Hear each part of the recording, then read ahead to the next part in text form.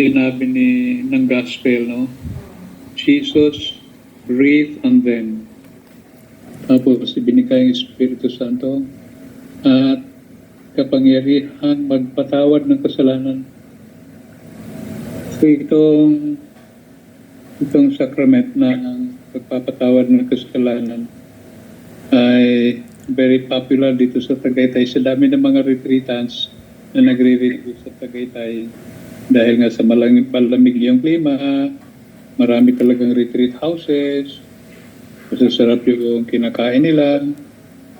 So, tapos tatawagin kami para magpakumpisal at magmimisa. No? Tuwing nagpapakumpisal ako, ang reason ay sa pag-utusan ng mga disciples. Kasama ko doon sa inutusan ni Lord, receive the Holy Spirit. Whose sins you forgive, they are forgiven. So kasama ko doon. So bawat tuwing nagpapakumpisal ako, meron akong hawak na rosaryo. Kasi pag nakikita ng mga nagko-confess yung rosaryo, para ba ma-impress sila, sabihin nila, uy, ang galing naman ni Father, nagpapakumpisal, nagdadasal ng rosaryo. Siguro banal itong paring ito. Hindi nila alam, kaya ako may hawak na rosaryo. Yung mga nagkukumpisal sa akin ay binibilang ko pamamagitan ng rosaryo. Pagkatapos, sinusulat ko para malaman ko sa isang taon ilan ba yung mga penitent na dumaan sa akin na kumpisal. At gusto ko pag dumaan sa akin na kumpisal, ma-experience nila yung peace na sinasabi niya sa gospel, no?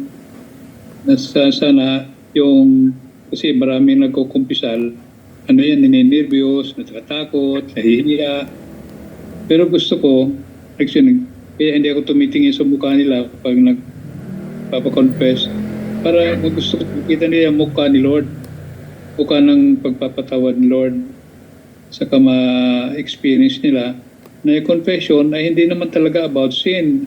Confession is about God's mercy. Gusto ko yung mas malaki na ma-experience nila na ang mercy ni Lord ay walang hanggan, ang papatawad. So na-struck lang ako, no? Kasi directly talaga, binigyan kami ng kapangyarihan ni Lord magpatawad. So I think I have to treasure itong gift ni Lord, yung awa at pagpapatawad. End of sharing.